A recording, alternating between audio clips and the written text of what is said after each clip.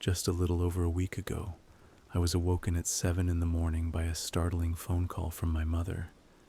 She informed me that her sister had just passed away in the hospital. For 3 years, my aunt had been battling leukemia to little avail, and although I was distraught to hear of her death, I'd known that it was imminent. My mom told me that the funeral was to be said a week later in their hometown of Hepner, Oregon, a rural little place that she claimed to be quaint. Unfortunately, most of my family couldn't afford the plane tickets, and the drive would be much too far. So they simply apologized and sent their condolences. I began to take great pity upon my mother. If I didn't attend the funeral, then she would have to go alone. I pictured her at the funeral, more inconsolable than she sounded on the phone. I knew I had to go, or I would regret it. Later that day, my mom called again. Through sobs, I managed to hear her say that I was to stay a week with her in Hepner, beginning tomorrow, if at all possible. She was currently living in her deceased parents' home that they had left my aunt in their will. She had moved in 6 months ago to be with my aunt for her last moments on Earth. Their parents had passed away about a decade ago, within months of each other. I couldn't let my mother toil away in the home where all her loved ones kept dying, so I made a vow to her that I would see her early the following morning. I could almost sense her smile at the sound of my words, and she said, "Do hurry," dreamily. Then the crying resumed. I assured her that I'd be there before she knew it, and that I loved her before hanging up. I then gathered a bag of clothes and toiletries and proceeded to call the nearest airline, auspiciously snagging one of the last available spaces for the 5 a.m. departure. I groggily awoke the next morning long before I usually did on an average day. I grabbed my lone bag and drove down to the airport. As you'd assume, it was hectic there, even at 4 in the morning. I went through the basic procedures like the security check, and then I reluctantly left my personal belongings with utter strangers whom I had no reason to rely on. Paranoid, I know, but I've always been at least a tad wary of everyone other than close friends and relatives. You can't trust everyone in this world. At last, I was on the plane. I took a vacant seat with a view. Not that I'd need it. I used every minute of that 2-hour flight to try and catch up on sleep. The flight wasn't as bad as I'd envisioned it to be, in spite of my contorted sleeping position. There were no delays, and I was in Hepner around 8 a.m., just as I had planned. I got a rental car and phoned my mother for directions. She was still barely audible through the tears. I thought that I had better do something to uplift her mood, so I decided to pick her up a nice bouquet on the way there. Thankfully, such a store was provided not even a mile from the rental car building. See? That's the convenience of small towns like Hepner. I arrived at my grandparents' old house about 20 minutes later. I got out of the car with the flowers and was immediately appalled. Saying that the house was dilapidated would be an understatement. I would have guessed it to be condemned if I was just driving by. The yellow paint was beyond chipping. It was completely missing in some spots. 2 windows were boarded up with a horrifying greenish wood. The grass was overgrown. The fence had fallen over. The roof had few shingles left. I could go on for days, but I just shook my head and started up the staircase to the door, which was missing 2 out of the 3 stairs, by the way. I tapped on the door and stood there for a moment, not sure what to do with myself. I checked myself in the reflection of a nearby window to make sure I appeared decently composed, because it had been at least 6 months since I had last seen my mother. I peered down at my watch. 5 minutes had passed. I was showered with tiny paint chips as I started to rap on the door. I stiffly presented myself in front of the door, feeling as if it would open at any second. I decided that I could retreat to the car to grab my cell phone, hoping that maybe she would answer the door if I called. I reached in my pocket for the keys to unlock the car, but the door suddenly rattled open almost violently, like my mother had waited until the last possible moment, almost as if she had to have been watching me. I was immediately taken aback by my mother's appearance. I hated thinking this, but she was in worse shape than the house. As she flung her arms around me, I saw sharp, deep wrinkles outlining her face. They were the oddest wrinkles I'd ever seen. In some areas they were stretched tight, close to bearing bone, but in other areas her skin drooped, perhaps lower than natural, and the wrinkles hung very loosely. I'd never seen her with such terrible skin. It was as if she had some sort of botched surgery, and her complexion, far from the sun-kissed beauty I'd seen in fading photographs, was sickly. She was covered in pinkish translucent flesh that had numerous collapsed veins made apparent. It was so heartbreaking to see my mother in this state. She was even missing great sections of hair. But I acted as though I had taken no recognition of her appearance, handed her the flowers, and said how much I had missed her. She invited me inside and gestured for me to take a seat on the couch while she prepared some tea. The living room was cave-like. Dark drapes prevented any hopeful ray of light coming in.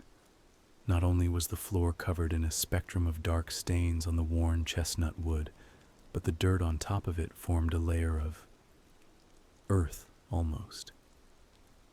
The old-fashioned furniture was adorned with plastic covers, all except the couch I sat on, whose plastic cover lay haphazardly on the floor. It was as though they weren't in use at all, which was anomalous to me.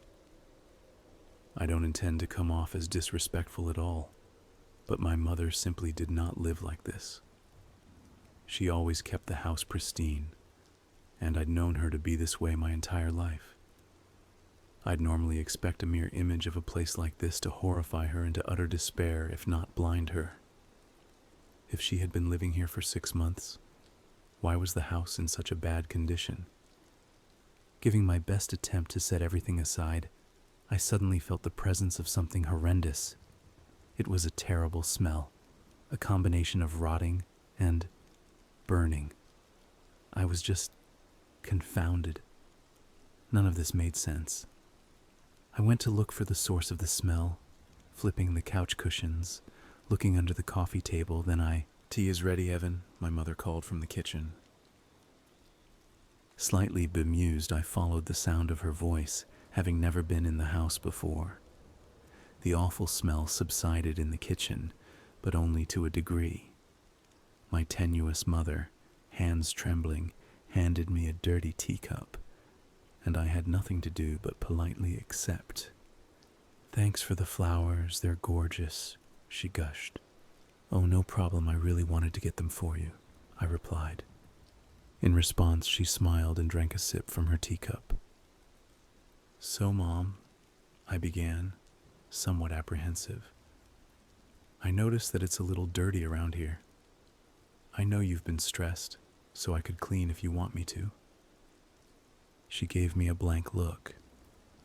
"Now, there's no need for that." She then rose from her seat and went to the sink, now facing away from me.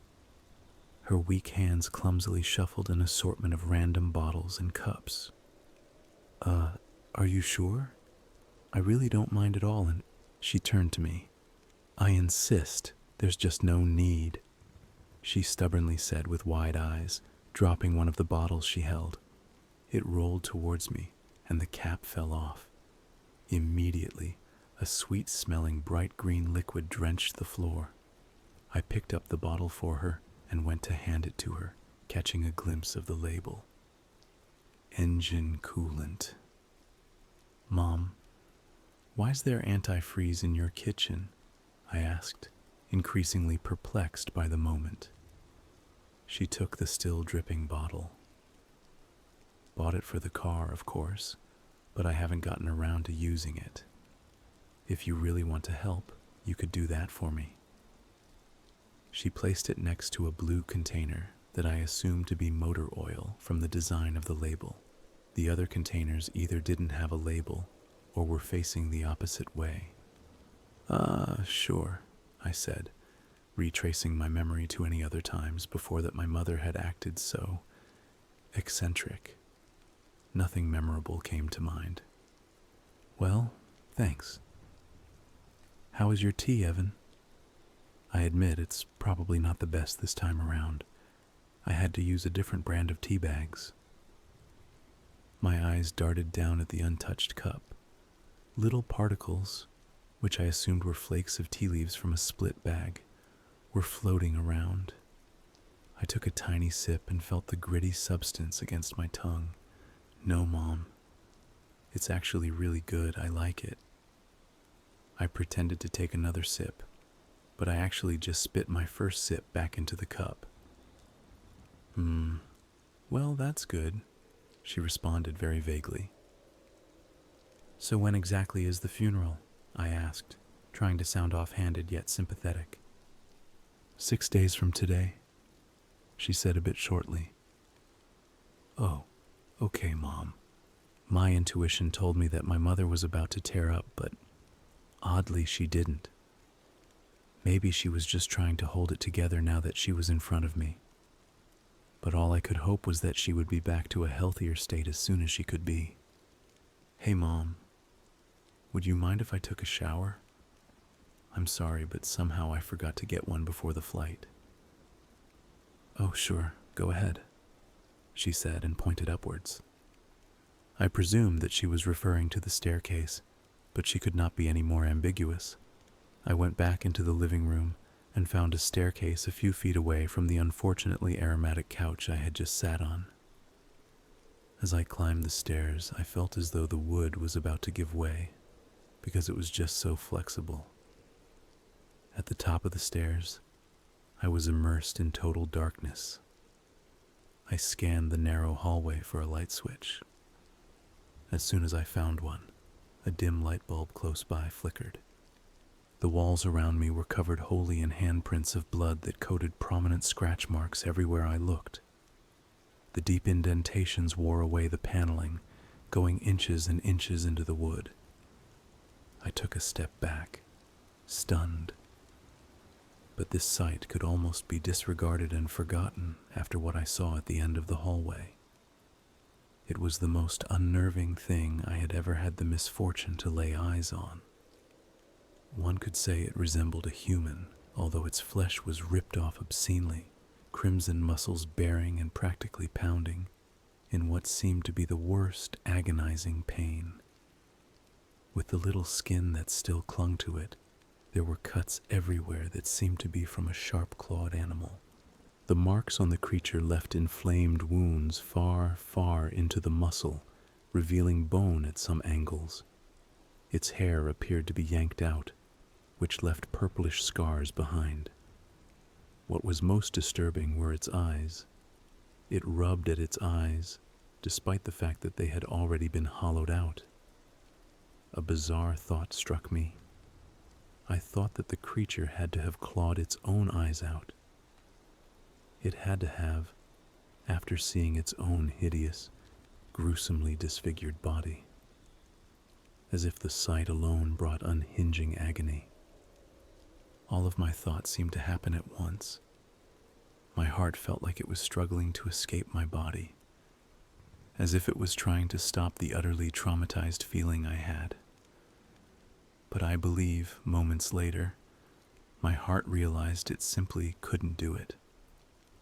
So I fell to the floor. A few minutes later, entirely dazed, I stood. There in front of me was a broken mirror, my plain reflection showing, aside from the tiny beads of sweat all over. It was just a mirror. What the hell I had seen, I don't know. I was astounded at this vision I'd just had. Nothing was making any fucking sense.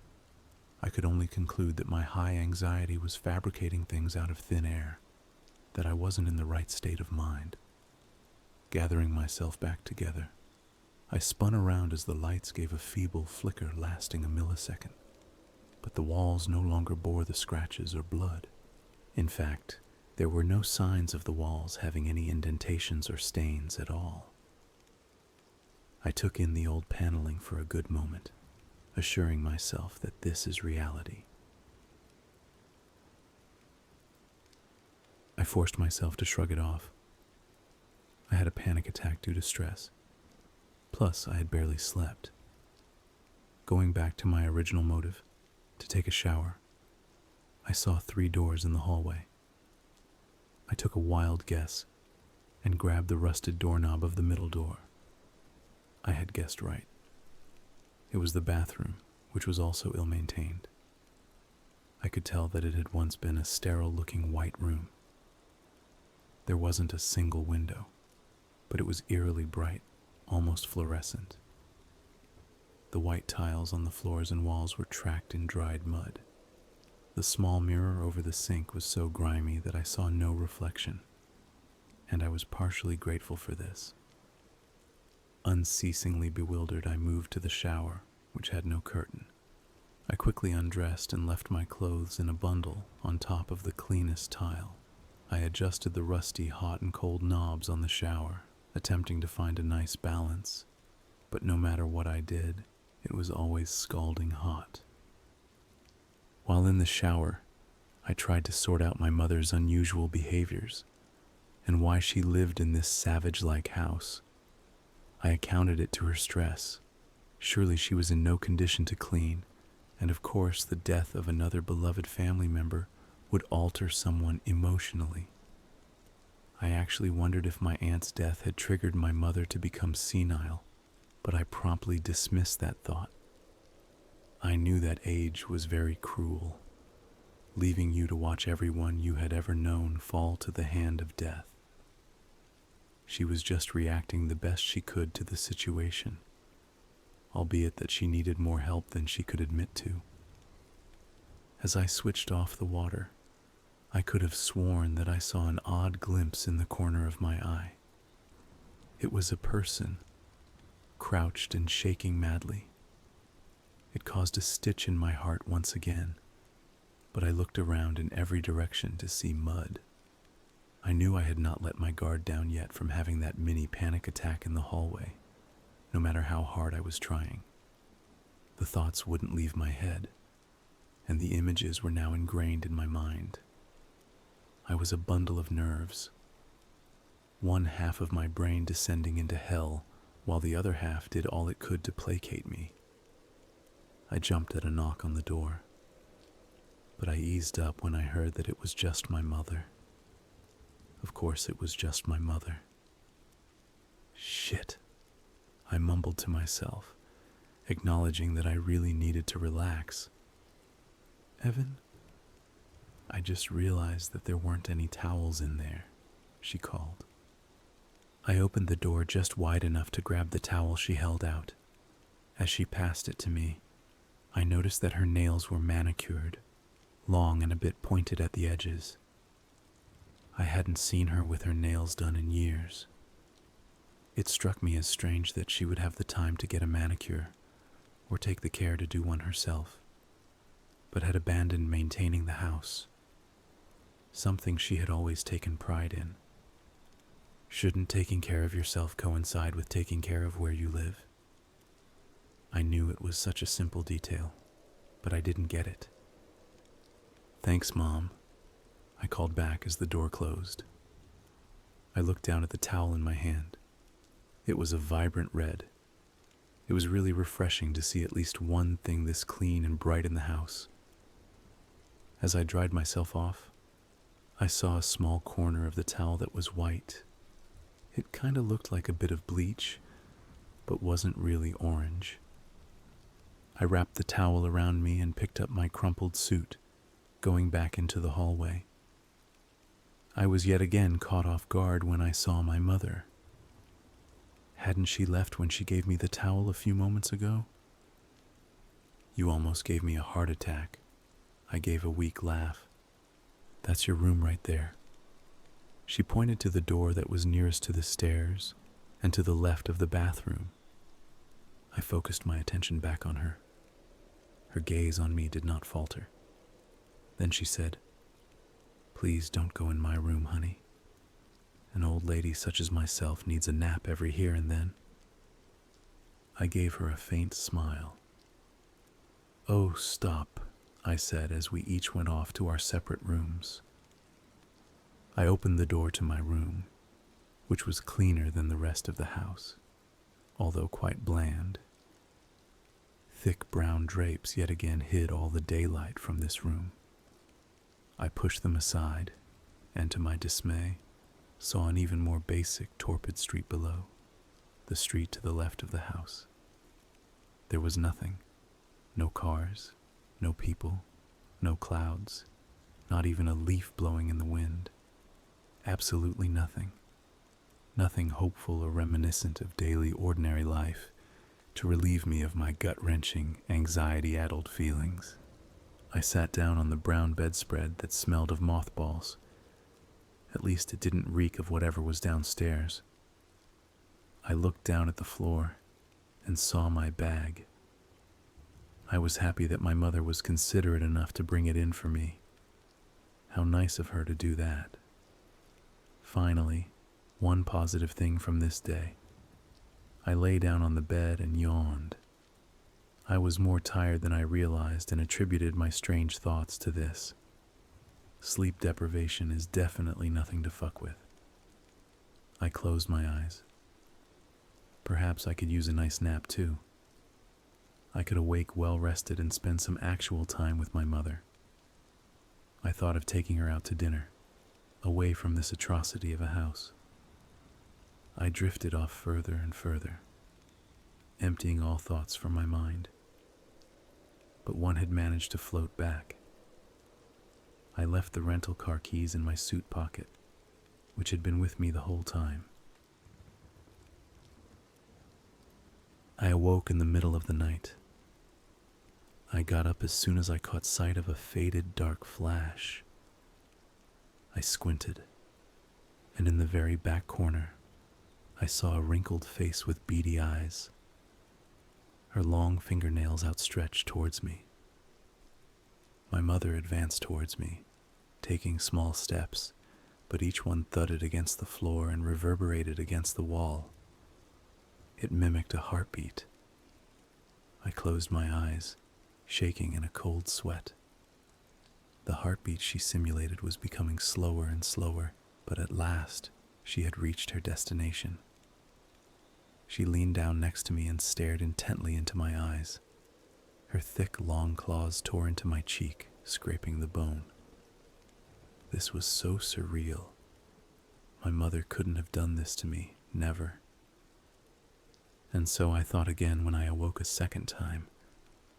Or was this my first time waking up? It wasn't dark. It was a bright day according to the gap between the curtains. I suppose I had just dreamed that it was night. I wondered how long I was asleep for, intermingling thoughts of my anxiety-induced nightmare. I didn't feel any pain in my face that would accompany such a vividly imagined gash. Once more, a wave of shame came over me, as I had again let my paranoia get the best of me. Cursing myself, I knew I should have tried much harder to shake my feelings before I fell asleep. Maybe I'm acting crazy, I thought. Maybe I'm making something out of nothing and taking this way out of proportion. No need to worry. There was just absolutely no reason to worry. I let go of the dream and got dressed. I felt guilty for being so self-absorbed when I should be most concerned about my mother at this time. I realized that I should be directing all of my thoughts towards her and the time we had together for this visit. Yes, I should definitely convince her to go out to dinner tonight, I told myself. She needed someone to treat her, to take her away from the stress for even a brief time. I stumbled down the rickety staircase and into the living room. Unfortunately, The atmosphere of the living room somehow seemed so much more sullen than the previous day. I tried to shake it, but the smell of burning and some sort of rotting I couldn't discern was omnipresent. It was so strong that I could barely breathe. The tainted air was now strangling me out of nowhere. It took hold of me before I had sufficient time to react, and I was suffocating. The room was getting progressively darker, and I began to fall as my mother tapped me. "Evan, dinner is done." My surroundings immediately came back. I was standing near the bottom of the staircase. The wretched odor had significantly diminished and was now just unpleasant rather than noxious. There was nothing to prove what had just happened other than what I could retrieve from hazy memory and the overall fogginess in my mind that I was left with. It was hard to tell, but I was certain my reaction time was curbed as well. I suddenly felt an irritating burning sensation across my cheek. Dazed, I lifted my arm up to feel a rough, fresh gash. The pain intensified as my fingers ran past the wound. Why had I not felt this when I woke up? Why hadn't I touched my cheek before? My disoriented thoughts floated around as I noticed that my mother was still in front of me. "I don't want whatever the fuck you're making, lady." I was stunned that I just said this. My mother looked at me as if I hadn't said anything that would possibly affront her. "Are you all right? You were sleeping for a very long time, dear. I didn't want to bug you." Her face twisted into a concerned frown. I looked into the eyes of my mother, the very woman responsible for my life, and although I couldn't explain what was happening, I couldn't blame these strange occurrences on her. I was at such a loss. I was losing it. But I wanted to cling to the remainder of my sanity for her. I needed to keep myself together for her sake. I needed to force myself to focus. Oh my gosh, I instantly felt remorse. "I'm so sorry, Mom, you're right. I have been a bit off. I don't really know, though. I was tired yesterday, but not that tired. I just feel so weird." "It's okay, Evan. I bet you just had a long, tiresome flight," she said. "So," she continued, "I've been kind of tired myself, so I just made a light salad. I hope you don't mind." I shook my head. "No, I guess I didn't mind." I sat down at the table, and my mom presented me with a full plate and a glass of water. I hadn't eaten since breakfast, but I was much more ravenous than I expected myself to be. I ate the entire plate within 5 minutes and found myself asking if she had any extra. Gradually, I was overtaken with the feeling that I might pass out again. "I don't feel quite right," I mumbled, swaying in my seat. My vision was dimming, and everything sounded like I had a cup to my ears. I felt very distant from my surroundings, a slight sensation at first that soon became overwhelming. I didn't know what was happening. I couldn't piece anything together. I was fading out of it. A dark film overlapped my vision, growing and growing. I had lost all control. My vision became distorted. It was all just a crude blur. I was being tormented. The ugly, disheveled room was vanishing rapidly. All that was left was my unstable thoughts and the feeling of hands on me, which sent an abnormal pulse through me, steaming and frigid all at once. It was like my body couldn't process it. It had failed me again, leaving me immersed once again into obscurity.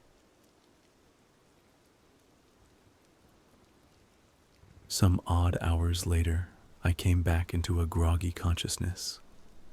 I couldn't bring myself to open my eyes. Every time I did, they just left me with less time on my hands and more questions than answers. My brain told me, "Not yet. Just a few more moments, and then you should open your eyes. I felt so betrayed by my own body. So why should I value its opinion anymore? I decided to open my eyes. It was very dark, but I could tell that I was in a very small room. I reached out to utilize my other senses. Maybe it would finally shed me some light. I felt something, or many things, hanging. In some areas it was soft and smooth, but in other areas they were rough, coarse, and had jagged edges. No matter what the texture, it was freezing. Whatever this was, it was so familiar. I knew what it was. It was just that my hazy brain couldn't form a connection. I continued feeling this material, hoping to eventually figure out what it was. It was hanging everywhere. I couldn't move my hand an inch without grazing it. I reached further up to feel 2 even slits. Mystified, I continued to navigate my hand over the material. Further down, I touched a bit of the material dangling from the side. There were 5 pieces, each a different size, the one in the middle being the longest. It was thin and smooth and seemed to have tiny little hairs. In my hand, I grasped another. The only difference was that this hand was deboned. No muscle, no flesh, no nails, no bones. No, all around me was skin, touching me, lying next to me, hanging above me. I was enclosed in a room of skin, lying in here for hours. I trembled and shook, and it took me a few additional moments to recognize that the room became lighter. Maybe because I was finally thrown back into my malicious reality. I was surrounded by skinned people, all cut brutally, the folds sagging inanimately.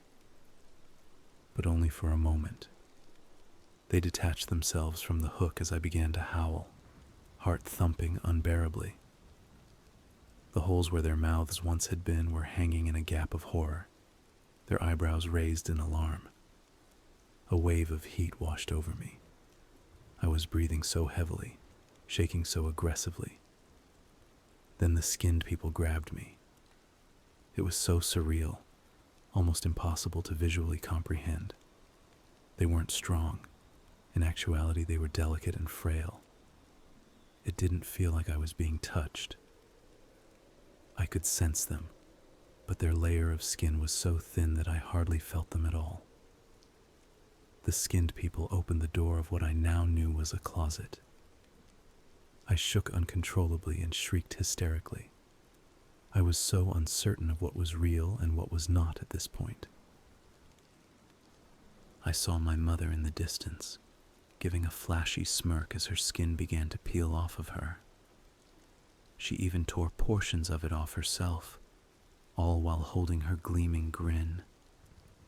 I thought that the skins were carrying me away, but now they simply lay on the floor next to me, immobilized. They were now powerless, just as I was. I couldn't get up. I tried repeatedly to launch myself in the air and flee, but I couldn't. I was being held back by a relentless force. The last layer she pulled off was that of her face. She continued to smirk at me, now with her widened eyes that ridiculed my existence in but one stare. Her flesh appeared to be deeply, immeasurably irritated. It almost sizzled. This was not my mother. This thing had lured my mother, just as it had lured me and stolen her. This repugnant creature was never meant to live. I was filled with the merciless urge to strike it, to do anything I could to hurt it, to set it aflame and let it burn forever. But it seemed to already be doing that, and coping perfectly fine. This skin, it spoke dreadfully in the voice of my mother, is unfitting. I need new pieces. With its long demonic talons, it grabbed one of the folds on the floor beside me and draped it over its revolting flesh. Too worn, It groaned. Then it swooped down, inches from me, and grazed my face with the tip of the pointed nail that had slashed me. I truly felt where it had marked me now. It was no longer simply irritating, but boundlessly grueling. It was deeper than I had thought. The creature leered at me, not blinking. The skin didn't cling to it. It was like a terrible Halloween costume where the eyes showed too much, but instead of revealing the innocent eyes of a child, enormous singed-looking eyes bore through me while the skin hung off its face. I felt an excruciating sinking. My heart was in ice, and I wanted nothing more but for this to stop. I had no time to react when a quick slash cut down my body like a giant razor. The creature carried me into the hall and threw me down the stairs while keeping a firm grip on my skin, latching onto it from head to toe effortlessly with the giant outstretched claws. I couldn't even scream as I felt myself unravel from my ripped skin. I burned and ached everywhere as I lay at the bottom of the staircase near the couch. The creature took my skin and sprawled it over itself. It was sadistically pinching my skin to singe it together, happening so fast that it reminded me of a crude zipper. I saw myself leap down the stairs. The creature had transmogrified its bone structure to mine. How did it do that? I was grabbed by my own mirror image. At its touch, I was set ablaze, although I saw no fire. The creature wearing my skin lifted up the couch and threw me under next to 4 other bodies. Well, to say the least, I thought my complexion would never be as good as it used to be.